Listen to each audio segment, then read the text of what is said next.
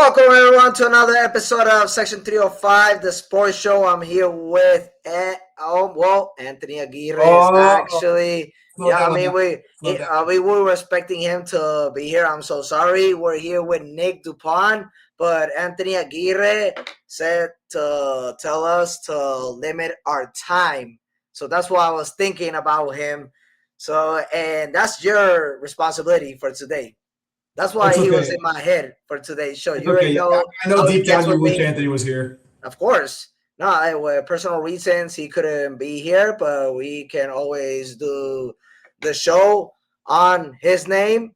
But the reason I was thinking about him is because of the timing, which obviously in our production meeting, he's the one that said that you were in charge. I don't take it personally, but now you're the one that has to contain me. You're the one that has to stop me if I'm going too long, if I'm overdoing it.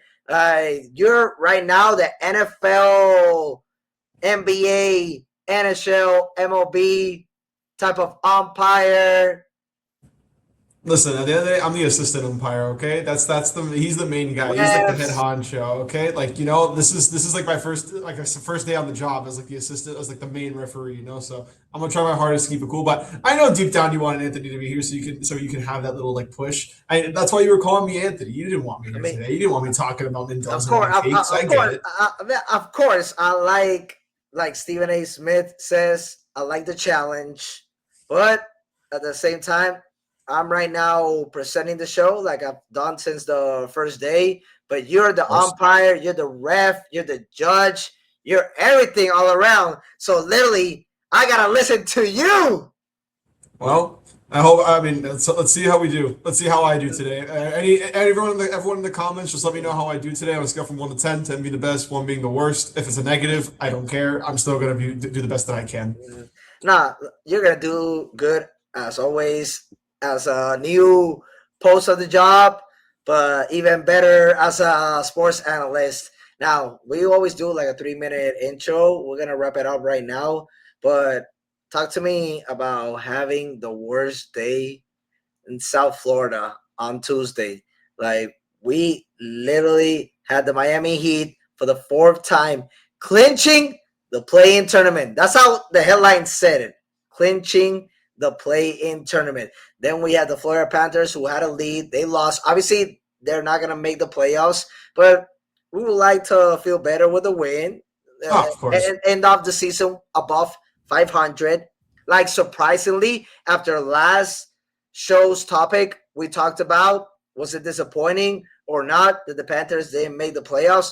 We already gave so many takes about that, mostly prone to injuries. And then the Marlins, they had a hot start. All of a sudden, like I said, Nick, and I'm also talking to you, Anthony, watching this show. I'm worried about the bullpen. Sandy Alcantara was about to have his second shutout. Not a no-hitter. Shutout is a different thing. It's a 0 runs allowed. And all of a sudden, their manager takes him out, presses the panic button. They needed 2 more outs. I know there were 2 men in base, but you gotta let him finish it. And you already heard what he said afterwards with the press. And so, it's frustrating. It's just really frustrating. Like you heard me last episode talk about it, where the biggest danger to the Marlins is themselves and their bullpen specifically, because they don't have the depth as a lot of people think they may. Yuri Perez, for example, everyone's very high on him, and I've seen how he's done, and he hasn't been performing. Like right now, for example, watching the game against the Reds, he's already allowed 2 runs in the first inning, and he's walked a couple batters. It's just he has no control over the game. It looks like he has no momentum on the mound, and he just has no control at all when he starts off games. I said in last episode, they didn't do a good job reinforcing the bullpen during free agency. Their batting, I said they're going to be equally or better this season, but that's the thing that they're going to have to rely on for 162 games.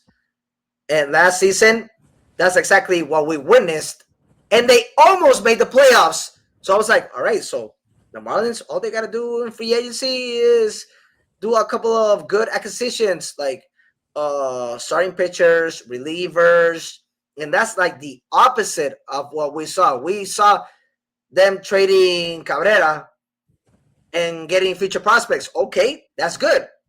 Yeah. But where are basically the future relievers, which is most important to back up Sandy Alcantara, where they needed him, and then he was frustrated because he still wanted to be in the game. And I was like, yeah, I understand your feeling because I would have left you in the game. If you allowed one run, because it was 2-0, if you would have allowed one run, right, you know the deal, you know the business in this game, I got to take you out. You did an amazing 9-inning game playing, but now I'm getting worried. We need just 2 more outs. Let me get a good one of our best relievers, which was literally the worst, that then forced a extra inning, and they lost 6-3. No, again, like what we were just talking about. It's frustrating, and like what we talked about last episode. And this is not sustainable. This I is not said a it. sustainable I way to said play it. The baseball. You bullpen need is to bad. you need to build up that bullpen one way or another. You know, a guy that would really fit, especially throwing the ball. I think Fernando Mendoza would actually come in and be a really good pitcher if you gave him a shot. I think he could have closed the game. So since you're talking about the future first pick of the NFL 2026 draft, let's go ahead with our first topic, which at the end of the day, a lot of people are getting similar concerns because this is the guy that signed a big deal with the Falcons, and then all of a sudden the Falcons, instead of getting like a good defensive player or a wideout running, I mean, they don't need a running back because they got B. John Robinson. Let's just say a good wide. They don't need a tight end, obviously, with Kyle Pitts. Maybe another extra wideout or a good old lineman, or let's just continue to reinforce the defense side. They go for Michael Penix Jr. And so we have already saw what has transpired in the past 2 seasons with Atlanta Falcons since they gave this guy a big deal. And now I know there's a couple of clauses with his new contract with the Las Vegas Raiders. But just to inform the public, the Raiders signed 4-time Pro Bowler Kirk Cousins to a 5-year, $172 million contract with a $11.3 million guaranteed. And our production, Anthony, wanted to make sure that we also let the audience know that it's a structured deal that comes down to a realistically being a 1-year, $20 million contract. And so we're not going to focus on Kirk Cousins. We know what he's capable of doing regular season-wise. In the playoffs, I can say he's had one big moment. One big moment. One big moment. That's it. And so what does this move, Nick, for Fernando Mendoza? Well, honestly, I don't think it's a terrible move by the Raiders. I look at it as like a low risk, high reward type of situation. You know, if in his first year you really have only $20 million guaranteed to his name, he is making the base salary of 1.83 million this upcoming season, but he's guaranteed that $20 million just like for incentives and shit. But for the most part, I think this is actually going to be a really big benefit to Fernando Mendoza coming into the system. He's going to be the number 1 pick. It's set in stone. Everyone knows it's going to happen. I think having a guy like Kirk Cousins in the locker room is really going to help out. Fernando doesn't have to come in immediately and start for the Raiders if that's what their plan is, to have him sit a little bit under Kirk Cousins, have him develop, have him understand the system, have him learn from Kirk. And I don't think it's a bad guy to have on your team just to teach your young guys how to be a leader and how to control the pace of games. Yes, this is a guy it's a guy that has lost a bunch of primetime games in his career. The guy cannot step up. But in his old age, we've also seen him last season throw for 2 500-yard games. regardless of the amount of interceptions before getting benched, he still has that athletic ability to produce on the field when you need him to. And Mendoza's really going to benefit from this, I feel like. Raul, what do you think? All right, so I know we gotta stick to production with the question that we have. What does this move mean for Fernando Mendoza? I mean, I literally cannot disagree with your takes about that. This is a guy that has expectations like Trevor Lawrence had, CJ Stroud, even though he was not the number one pick, Caleb Williams with the Bears. We've seen so many of those young athletes literally being thrown to the wolves. What do I mean by that? When I say thrown to the wolves in production, can we have both me and Nick on the thank you very much on the screen? It's about which system are you gonna be acquired from? Which organization is gonna take care of you? Because there's a difference from what we've seen other future first round picks. Trevor Lawrence actually ended up with the Jacksonville Jaguars, and they were building something little by little. Then we saw Caleb Williams. They literally reinforced that offense, not the O-line, man, but they got him Keenan Allen before he returns to Los Angeles Chargers. They got him DJ Moore. They started signing good running backs for him to take pressure, load off of what he can probably struggled. And so Caleb Williams, for the first time, we've seen the Chicago Bears doing the right moves to basically not screw up the quarterbacks that they expected.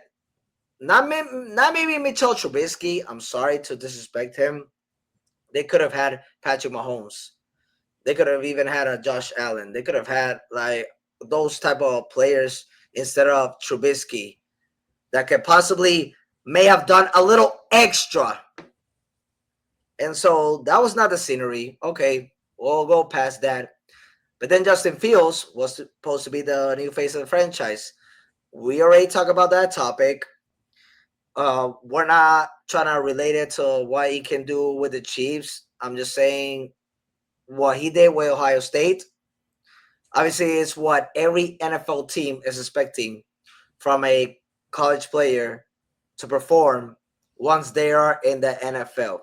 We get that.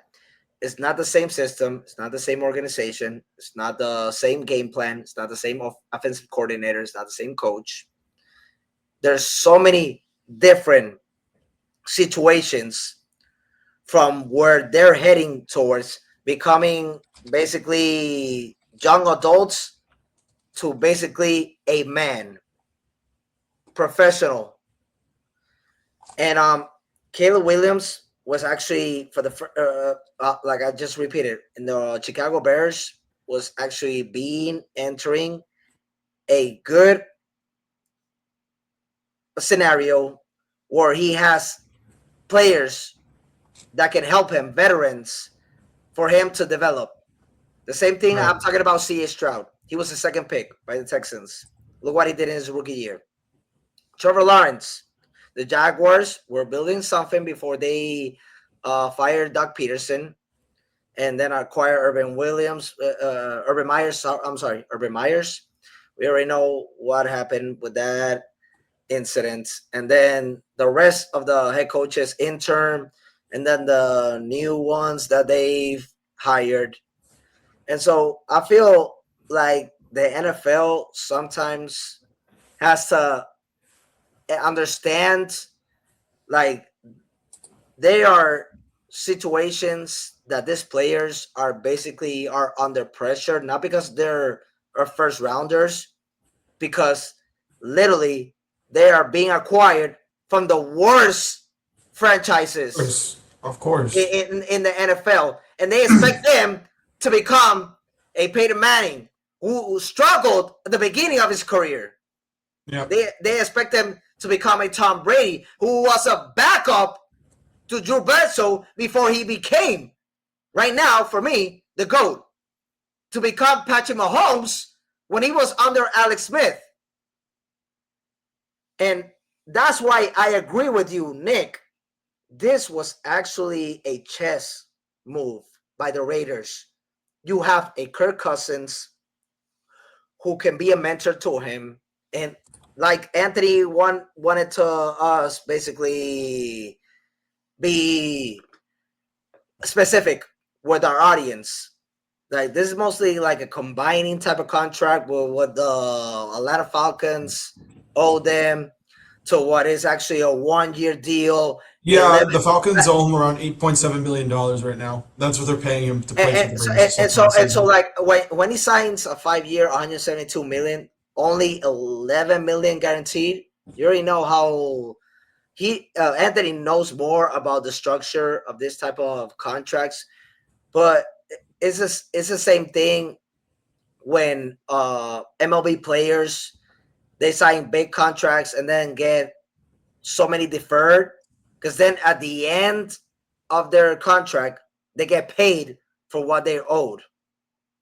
Yeah. So this is a business deal for the Raiders, and I even talked about them basically being like the winners of the free agency, signing good O-line men, signing a couple of pieces in the defensive side, offensive side, just to get Fernando Mendoza prepared for what he is coming. The same thing the Chicago Bears did, same thing the Jacksonville Jaguars did with Trevor Lawrence.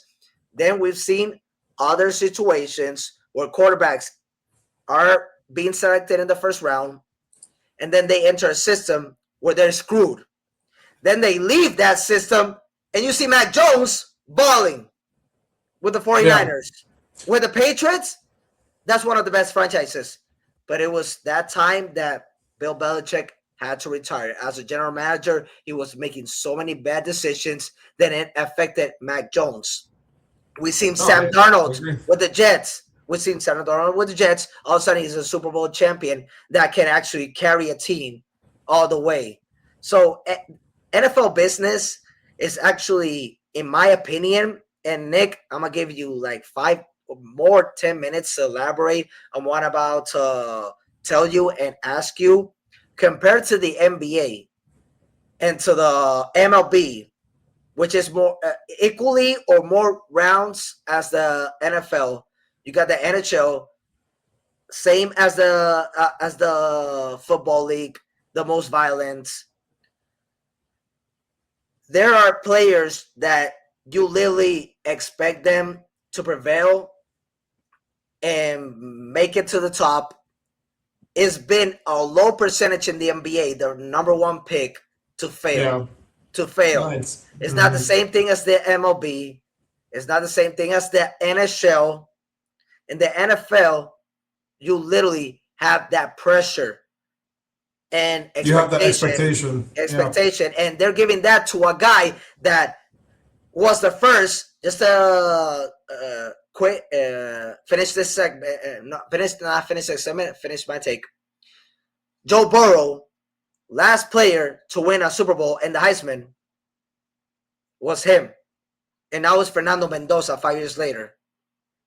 So what I'm trying to say is that the Raiders actually did a chess move here, and when you got Tom Brady as your owner, he will know once training camp starts and the preseason, like, who's going to be the starting quarterback? Is it Kirk Cousins or Fernando Mendoza? I feel like it's still going to be Fernando Mendoza, because Kirk Cousins is a different aspect compared to Michael Penix Jr.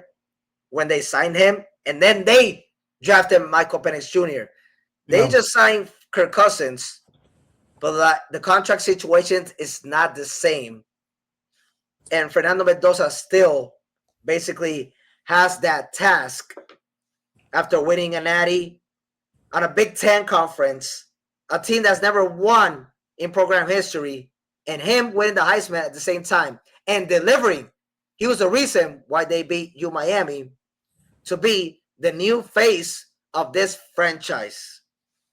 Yep. As much as it pains me to say, I mean, yeah, he definitely is set up to be that number one overall pick and to have that expectation. And just like you said, like a guy named like Cam Ward last year getting drafted number one overall. Bad He has that situation. expectation to become. He's in Bad a bad situation. situation. But and Bad when situation. we've seen those superstar qualities from his play when he has played, it's just the team around him is not suitable for his success moving forward unless they really shape up the offensive line and get some better weapons. The only complaint that I have right now about the Raiders and the way their team is set is their wide receiving core. Yes, you have Brock Bowers I at the tight agree. end position. He's one of the best tight ends in the NFL. But it's going to be hard rocking with guys like Jack Beck, Jalen Naylor is your number two, Dante Thornton at your four. I really think that after you draft Mendoza with the number one pick, if he's available, you draft his counterpart in Elijah Sarrat, who had a really great season last year for Indiana, could really help the receiving core. And It's a then at the nice same take. time, you would be able to keep that Indiana connection. So Mendoza feels a lot more comfortable when he is entering the system since he's playing with his guy that he's always been with. It's a really great opportunity for Mendoza. I'm excited to see what Kirk Cousins does. I don't think that Mendoza will be coming out of the gates starting. I think it will be way too early for him. Kirk Cousins, for the most part, he's probably going to come in 3 or 4 games, depending on how he does. Then they're going to be like, all right, it's time to throw him in. Time to get the big guns in Fernando Mendoza. But again, I agree with what you say, Raul. This is a chess move. Like, this is a great move for them. After the first year of their deal, if they really want to, since they're not really paying much and there's really no risk to cutting him, they can be more than inclined to cutting him and just saving even more money. This puts them in a really great spot to get more free agents in the offseason. And just like they have looked into trading Max Crosby, you could also look into trading that for even more value to get a better player on your team. So they're in a really good position, I feel like. The Raiders for years now, I feel like we've said the same. I feel like everyone has had the same narrative about them, that they're just a trash organization, and their prime days most recently have been with Derek Carr. And even then, they've gotten nowhere with when they had Derek Carr. I think this is a really good Yep. situation that they're in. Devontae Adams. I mean, Devontae Adams. That was a weird little time that they had. It was nice that he was there. But he wanted to join Derek Carr. That's the reason why he signed. Obviously, apart from the money that he got, he was ex college mate from Derek Carr. So he said he felt like in other words, I'm not taking these words out of his mouth because he never said it, but he literally was a reason why Aaron Rodgers won 2 MVPs in his last moments with the Packers. But then apparently, with the mood and mentality that Aaron Rodgers had, he was basically knowing that he was going to leave. So might as well pack my bags, get a good contract, join the Raiders, which is Las Vegas. Who doesn't want to leave in Las Vegas? And at the same time, join Derek Carr, who is his ex-college teammate. So there were so many scenarios understandable why he left there. But I get your point. Like, even with those two, that could have been a dynamic duo. Derek Carr hasn't won a playoff game. So, the Raiders have been trying to shop everywhere. Around the United States. And they haven't gotten what a lot of people would basically expect them to make them contenders. Well, I don't know if they're going to be contenders right off the bat. I definitely think this is going to be more of a project for their team moving forward because they still need a lot of pieces. You still have Max Crosby, you just signed Kobe Dean and Quay Walker, which are great signings for the team. But the rest of the roster, again, they still need a lot of work, man. I like their offensive line a lot. You're getting Tyler Linderbaum, you have DJ Glaze, Colton Miller. I love that. I think those 3 are really great additions to have on your roster. I mean, they had DJ Glaze and Colton Miller already, but the signing of Tyler Linderbaum really boosts that offensive superiority on the line. So, yeah, I mean, I feel like we've said enough about the Raiders, to be honest. I mean, this is a great move for them. They're just going to be struggling for the next few years. Just a quick question for you. What about, do you think that with Fernando Mendoza, if he is their starting quarterback, which I feel is going to be, I think there's going to be the same scenario like they gave the Falcons gave Michael Penix Jr. the opportunity to be the starter. I know it was the second year. It was not the first year. Mm-hmm. But with Stan Jonty being the running back, taking a load off of him, he actually had better wide receivers than running backs. You saw they didn't run the game as well as they did against Miami in the Natty. It was mostly Fernando Mendoza doing the whole work. So you feel like in his second year, who was actually a Heisman nominee, didn't win it, but he broke record for Boise State. You feel like Ashton Jonty could actually help him out I mean, of course, yeah. I with mean, some without a reasons? doubt. Without a doubt. I mean, again, like you got a guy who's very elusive in the backfield where he can do multiple things, where he could be a power back, he can be a regular elusive back, and he can be a receiving back on the field. When you have a guy like Mendoza and Kirk Cousins coming in, really helps out for especially in his end, so he gets more veteran experience. You had Geno Smith last year, and Geno Smith is Geno Smith. Everyone knows it to be the most mediocre quarterback in the world, and that's just what he is. Like, yes, he had his comeback years in Seattle, but for the most part, at this point in his career, he's just a mediocre quarterback. There you go. There you go. So, Ashton Jet, he's going to thrive. I think he's really going to thrive but behind Mendoza and Cousins. And then now they have Clint Kubiak, very offensive heavy head coach. I think they're really going to thrive there.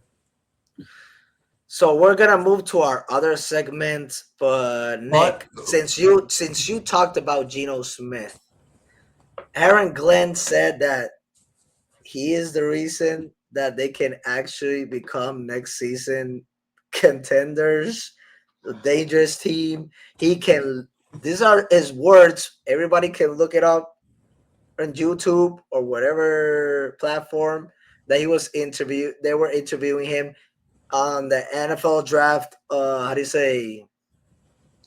Combine. He said that Geno Smith can take the Jets to the promised land. That's unrealistic. I'm sorry. Then this is coming from the head coach that was sleeping during the draft combine. The Jets are the Jets. They said the same thing about Geno Smith when he was first in the team and how this guy was going to be their future after Mark Sanchez. And look what happened. Man, just a complete disaster. Today you've been humble. I thought you would have reacted in a different way. Maybe it's because I'm pretty calm today. You and me are down because it's been a bad week for Florida teams. So let's try to move from a city to another relevant city. Well, before that, I'm very sorry. I do think we have a word from our sponsors. And what is that? If you were getting hungry listening to the show, I've got the perfect spot for you. Go check out Metropol Restaurant. It's officially open right here in Miami. You can find them inside Dolphin Mall, serving up some of the best Puerto Rican and Cuban food in the city. We're talking stuffed chicken, congri rice, mofongo, fried pork, and ribs. Honestly, everything you're craving, they'll have it, and I guarantee that. So next time you're at Dolphin Mall, there's no reason to leave hungry. Hit up Metropol Restaurant and get a real taste of the island right here in Miami. So I got one of my Puerto Rican artist friend, Jamir Favo, and his brother here.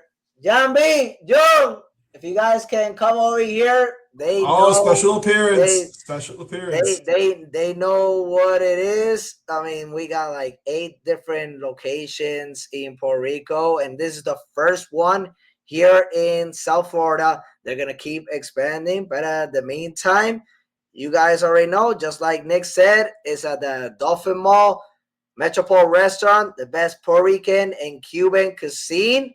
And what a better way to watch the NBA playoffs, which is starting next week. We got the NFL draft also coming in. We got the MLB season right now here. A lot of things going around, and better place to watch it is got to be the Metropol Restaurant at the Dolphin Mall. Sure. Nick, absolutely. You could have said it better. If I see you at Buffalo Wild Wings, any viewers, I'm gonna be mad. I will be mad. We definitely are gonna have security escorted you guys there because we also got the plug. We also got the plug towards it. Let's move from one of the biggest city in the United States, which is Miami, to Los Angeles. Now, there's a different scenario going on. I mean, it's actually an equally scenario because, sorry, there's no big expectations for the Miami Heat. They can probably not even make it to the playoffs. They already clinched. They already clinched the play-in for the 4th straight year. We've had our highlights with Bam Adebayo. We had Norman Powell having all-star season. And the Andrew Wiggins pass lob from Nikola Jovic to be the Cleveland Cavaliers. We've had good moments. We have good moments during the season. Obviously, our mindset and our goal, obviously, is to win a championship every year. every year, of course, with Pat Riley, Mickey Harrison, Eric Spoelstra, Alonso Mourning, and the whole crew under the organization. But we're gonna have to now do not a better, I'll say, an extra job during the off season because the team, in my opinion, Nick, have fell short. They are talented. We I we, mean, we, we, we, we got we got Norman Powell All-Star this year. We got Hero last year. We got a 2-time gold medalist and 2-time All-Star Bam Adebayo. We got Andrew Wiggins, who was an X factor for the Warriors winning that chip in 2022. And then we got so many first rounders like Jaime Hackett Jr., should win Sixth Man of the Year. We have Khalil Ware, who should be a top 10 center in the upcoming future. We got Nikola Jovic, which don't is a talk about first him. Do rounder. not talk about him. Do not talk about him. It's a first rounder at the end of the day. We got Kasparis Jakashunas, who is in his first season. He's gonna develop. We got so many Bella Larson, both ways of the court. He can basically help you out. It's a good team that a lot of people say needs just one superstar, but if they got to trade, they're gonna have to sacrifice a lot. We'll talk about that in the nearest future, depending on what happens. Unfortunately, next week. So let's go to Los Angeles, which it was more stable with compared to us, but now they're actually basically facing the injuries that mostly Miami has had during the season. And so the Los Angeles Lakers starting backcourt, Luka Doncic and Austin Reaves are possibly expected to miss the first round. Possibly. We see Luka Doncic rumors he's traveling to Spain to basically get a quick rehab and be available for the first rounder. Austin Reaves has also rumored that he can be available for game 1, possibly game 2, depending who they face. That's a big factor. A lot of people are seeing them ending between the 4th and the 5th, which they can actually face either Minnesota or Houston. That's actually a dangerous situation. And so can LeBron James, if Doncic and Reaves, if are not available, lead them through the first round? You know, Raul, before the show started, I felt like you already knew where I was going with this. I'm gonna mix it up. Maybe. I'm gonna say LeBron could. I had a whole speech and I had a whole notepad ready to go against how LeBron won't be able to compete against the Lakers, but I'm not really satisfied with it. I kind of want to go for the underdog story in this scenario. I think LeBron, I don't know if he'd be able to push them past that first round solo, but I do think he can get them through enough games in which Luka or Austin Reaves could come back. At this point in his career, everybody knows that LeBron isn't the number one option anymore. He's more so like Robin. He's like more so Robin to Luka's Batman, which is a great fit for him. You know, I think Nick Wright was saying that he wanted LeBron to play that Jason Kidd role when he was in Dallas, and when he said that, I was like, wow, that would actually be a really good fit for him. He plays power forward, but still, like LeBron's a facilitator. He can do anything that you need him to on the court. Yesterday was not a great showing off their bench and their depth, where you had Rui Hachimura being their leading scorer with 15 points. I was getting ready to absolutely cook the Lakers bench for that, but I don't feel like it's a fair assessment because you're going up against the championship contenders. Almost all your star players are injured at this point, so I don't want to base it off of that, especially at Drew Tim at point guard, where the guy's averaging 0.8 assists a game. Like, I don't know what type of coaching or placement that is, like just put Bronny in, who just played equally worse, but I guess so. But LeBron, if he can find a way to return back the clock, I definitely think so. I definitely think that he could take this team past the first round, and then when Luka and Austin Reaves are ready to come back, I don't know if they're going to make any noise after that. But right now, they're set to play Houston, and Houston's has very interesting season, I would like to say. They are a fun team to watch. They can be really good in moments, but I don't know, man. Something about LeBron versus KD, it just brings me back. And I think we all know how the story goes for the most part when those two face off. It's always a war. It's always a battle, regardless of what All the right, teams so are.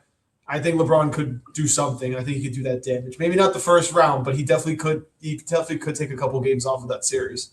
all right, so Nick, I got John El Favo's brother here. He's a Laker fan because of LeBron. Oh So God.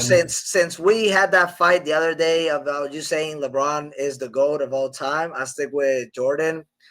So John, the question is, can LeBron lead the Lakers past the first round if Austin Reaves and Luka Doncic are not healthy? Production, can we get our special No. guest in the solo cam? Can we get our Come over here, production? come Can we over get here, our come guest over in the here, come special over here, cam? come over here, come over here. Say no. Oh, Loud and clearly. You think they can go past the first round? I mean, that was your GOAT. That's Nick's GOAT. No. The GOAT is Jordan. Oh, the GOAT is Jordan. oh, See, he's that's careful. how. See, I That's don't how. like that. I don't So like that's that. how. So that's how I change people's mindset. Nah, Don't worry. there's some collusion going on there. There's some collusion. I'll get to it with you because I have so many to. How do you say elaborate? I got a lot of stats, and so you and Steven basically were talking about his accolades, talking about longevity, not to mention 4-10 in his finals career. Okay, You guys bro. you guys discarded that. No, I'm just saying you guys discarded that. We're not gonna get into the MJ and LeBron debate. I think you're already doing it. But so what I'm trying to say here is that if it was LeBron in Cleveland, Miami, he can definitely get them past both rounds, just like he did without Kyrie Irving when he left Cleveland. Kevin Love, I'm not saying he was off his prime, but he wasn't D-Wade for him. Like in 2012, when Bosh got injured and they made it all the way to the Eastern Conference Finals against Boston, and then they needed Bosh to return in order to finish that series. I get that. But we've seen this guy, like you said, carry a Cleveland team to the finals without Kevin Love, with Kyrie by his side. He got injured in game one, and then they were 2-1 against that 2015 Golden State Warriors.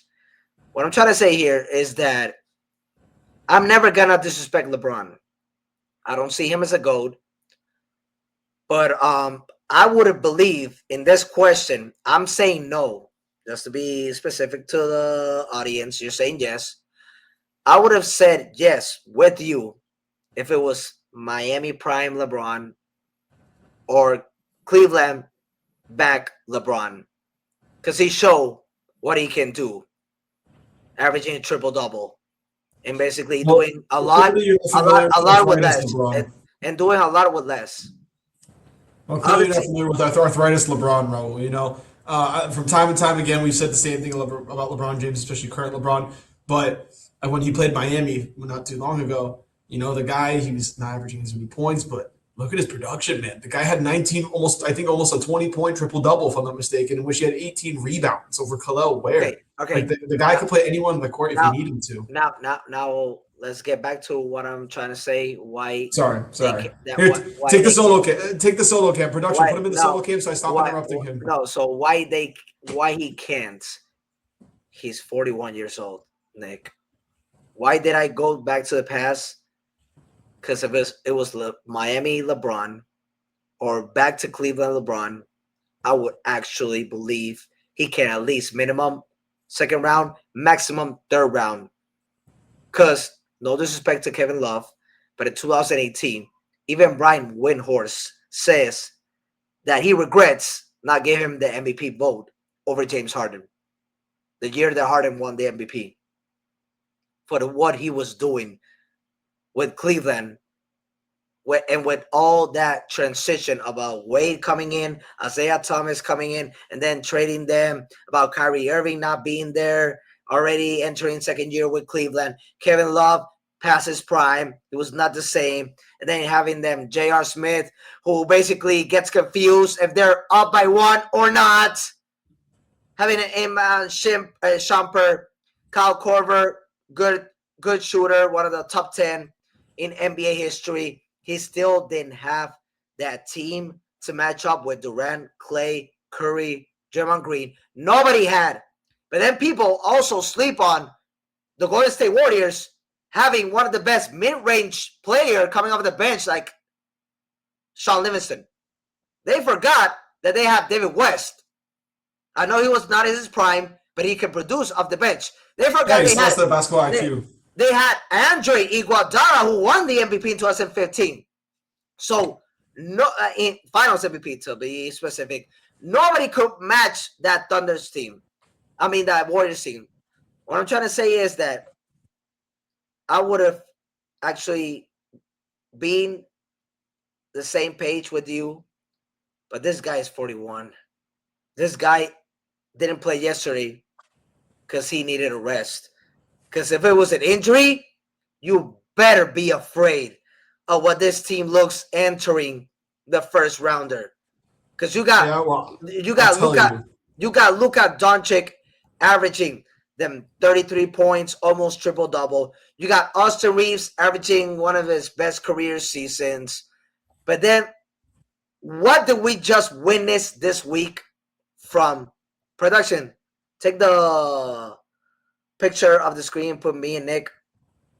What did we just saw from a coach, a guy that I respect, and the Lakers better not use him as a scapegoat. They better have him the next third career of third year of his career next season. When they ask him, why did you took Rui Hachimura? He's not producing what we're asking him for when he needs to. What about that scuffle with Jared Vanderbilt? Something personal between us, nothing, just basically on the court that we're expecting him to do. What about DeAndre Ayton? He cannot just catch a ball. He just cannot catch the ball.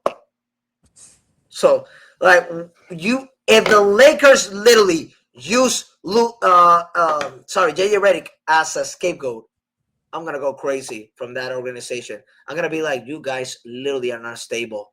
After Phil Jackson, you guys are a disaster. Yeah, you want a chip with LeBron and Anthony Davis, and you fired a coach that basically delivered that champion in his first year.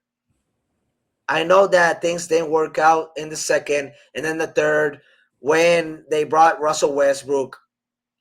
But we've seen so many franchises. Look what they did to Michael Malone, the Denver Nuggets. Look what the Milwaukee Bucks did to Darvin Ham. No, sorry, to Mike Budenholzer. Like, we've seen this decade teams losing patience after they win a chip that they probably not gonna win in a long time.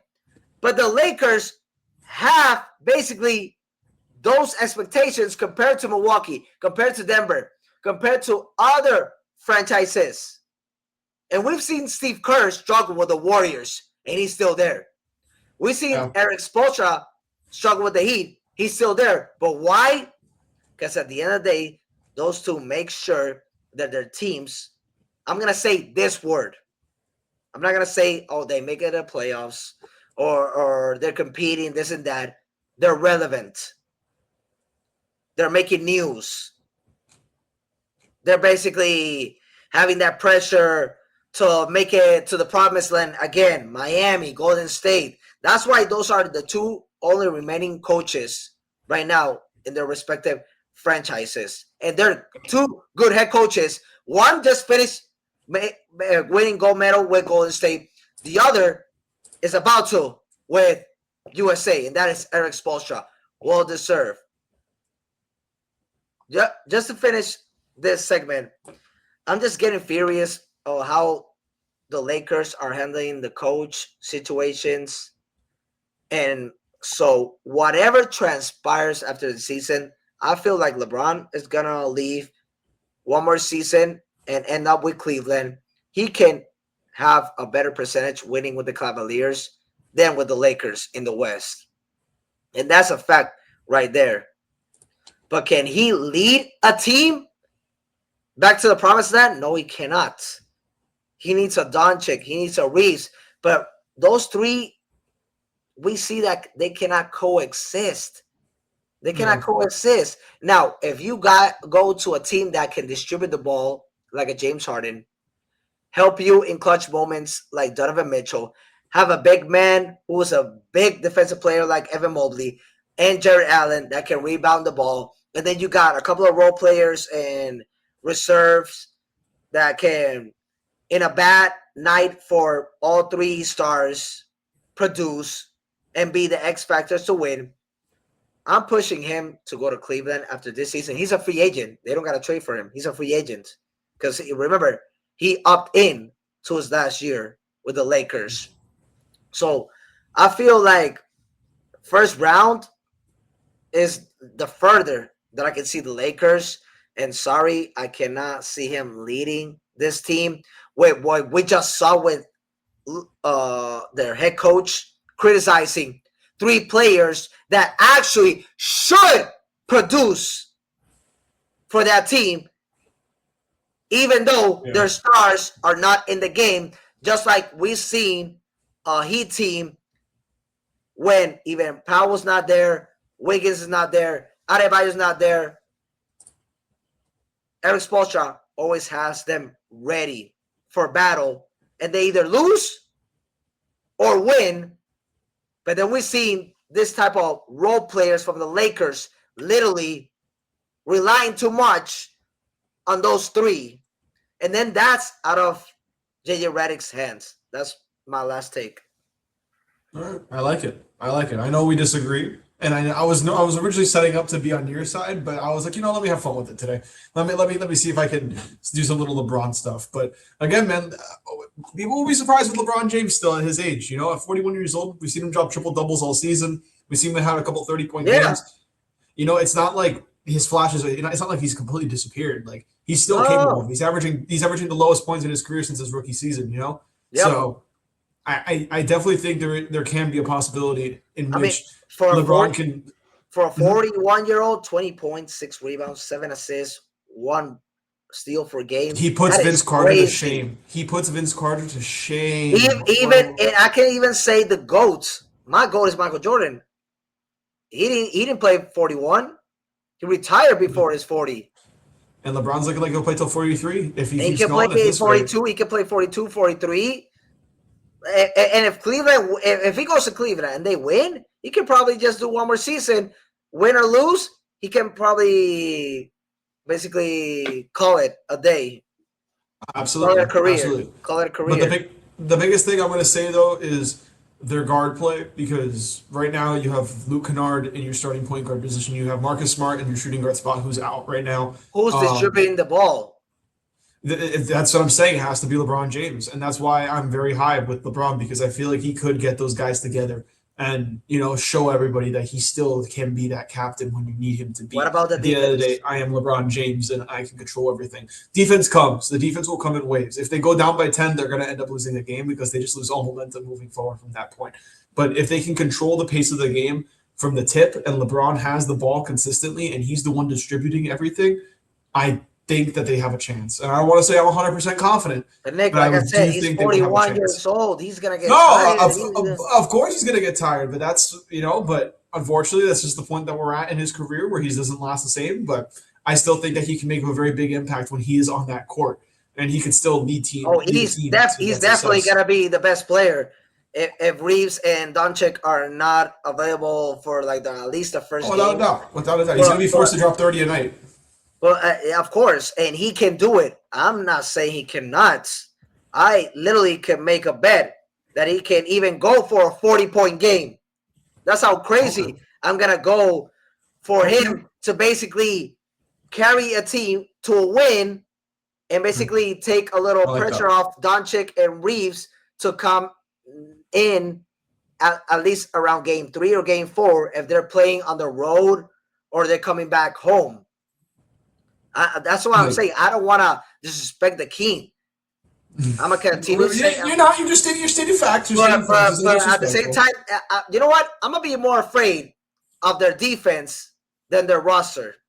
I like that. Because if I'm wrong right now today, I'll give credit to LeBron, but I'll give more credit to JJ Redick.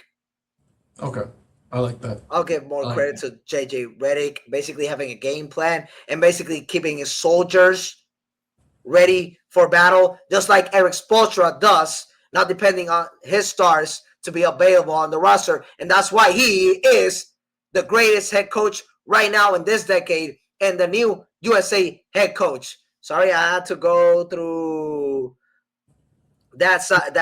It's okay. But it is what it is. We're comparing, but I'm not actually trying to diminish Jay Redick. I'm actually proud of what he did, calling his players out, so they can start doing what they're expected to do. Hashimura, DeAndre Ayton, you are our first pick. Wow. And then Jared Vanderbilt, you've been prone to injury. Now you're healthy. Can you do your thing? I mean, of course. I mean, he might be able to do it. You never know. Jackson Hayes, you were a first rounder. Gabe Vincent, you balled out with Miami. Like, what is wrong with the rest of the roster of the Lakers that they have to depend too much on those three? That says a bad sign on that team. And if that's the mentality that they're going to have, if LeBron is the only one starter, all-star to be around them, how can I believe that LeBron by himself, with the age that he has, if it was Miami Bron or back to Cleveland Bron, I would say, hell yeah, he could do it.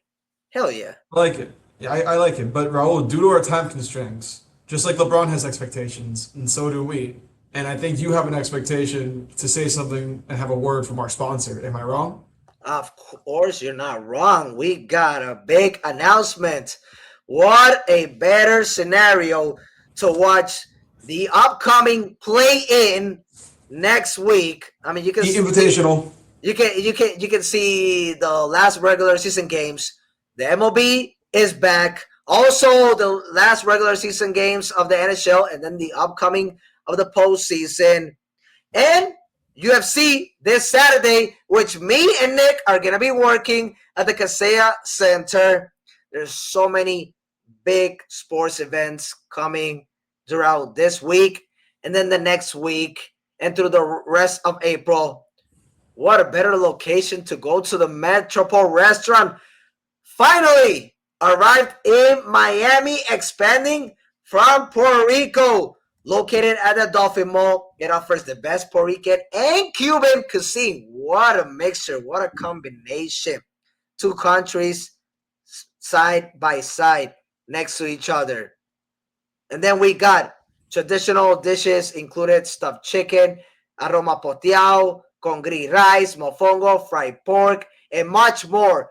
Metropol Restaurant at the Dolphin Mall in Miami. The congri rice and the mamposteao, Nick, is amazing. One thing that Anthony actually mentioned here, I mean, we've gone by ourselves, but not coincided, all three of us. So we definitely got to do that when the playoffs start. I know we've been busy with all the jobs. All the jobs that we have is crazy, but that's what keeps us busy. And at the same time, expanding our resume, working for the Heat organization, working at TV and radio stations, doing our Section 305 podcast show. That's what everybody needs to know, how serious we are and how we're going to basically keep not only entertaining, but at the same time, keep providing a lot of big things coming in the nearest future in the sports, TV, and radio industry. So, guys, don't waste your time. Go to the Metropol Restaurant located at the Dolphin Mall. All right. Well, since due to our time constraints, Raul, I feel like we should try something today. I feel like we should each have a Yep. very limited take before Anthony kills us because I've already done a terrible job as an umpire dictating the time All right, because I've so just been so caught up. if I'm not mistaken, we got 5 more minutes. We got 5 minutes, so let's we just got, go rapid fire and we'll do time each other. I'll time you us both at 2 minutes each for a take, and then we'll see how we go. Let's do it. All right, so our last take is the Natty. The Natty is not college football. It's March Madness, which, yeah, I know. Nick, I'm going to let you take this one first. Well, how can I not say it? I had Arizona or Florida. I cheated. I had two different brackets. I had Arizona or Florida. Both disappointed. More Florida, obviously. They didn't have the same talent as last year, but what we saw basically at the ending of the season, even with that 17-game winning streak, I felt like they had their momentum. Todd Golden could be offer a big head coaching job in not North Carolina, because we already saw Michael Malone taking that job in the NBA in the nearest future. So I thought North Carolina could have been an option. So we're definitely seeing him staying with Florida. And then Arizona was the most completed team. They had the better roster. Michigan had the better defense, but at the same time, 5 transfer portal. 5 transfer portal in their roster. That's wild. So wild. Nick, for the first time since 1999, the Wolverines captured the national title after beating the Yukon Huskies 69-63. 3 in 4 years, Yukon has gone to national championship. Props to Dan Hurley. Props to Dan Hurley, especially when they don't have big brand names in their roster. Stephen Castle was not a big brand name. He's now becoming in the NBA. And Dylan Harper can also eventually be it. I'm talking about like the 2 natties they won in 2023, 2024. Of course. Yes. And then this season they had a good roster, players averaging double digits, but they were not the favorites. I mean, I didn't even put them making it to Elite 8. You had them. Anthony had them. So props to you guys. But which matchup decided the game? The guards, the bigs, or the bench for Michigan? So to start my little 2 minute take right now, I want to say honestly, I thought it was the weight. I mean, it's a little different of an approach, but I thought the guards were the biggest factor to the game. I was gonna say the wings and just like completely throw everyone off because that's why I was saying I'm changing the pace. But I'm actually just gonna stick with the guards. The guards, in my opinion, they were the biggest benefactors for Michigan to win this thing. You have Elot Cadell leading the way with 19 points, with a nice 2 assist game and 3 rebounds. He also had 2 steals for the night. I really want to commend Michigan. He won the Final Four most outstanding. So yeah, so it kind of makes sense to give it to him. The wing players, they did an amazing job, I thought, for the entire game. They combined for 25 points, the both of them, in Lindenberg and Johnson Jr. 12 rebounds total, and then combined with both of them, they had 3 blocks and a steal. Like, they were everywhere. They were active. I will say the shooting for the game was not the greatest. The UConn shooting 27% from 3, and Michigan with a 13% average from field goal percentage from 3. Like that to me is wild. But it's college basketball, so these things are to be expected. Where in big moments you kind of just get low percentage games. But I thought Michigan at the end of the day, I did not expect them to win it all. I had UConn in my bracket winning the whole thing. I don't know, man. You were close. You were close. Yeah, it's closer than me. It's frustrating. Yeah.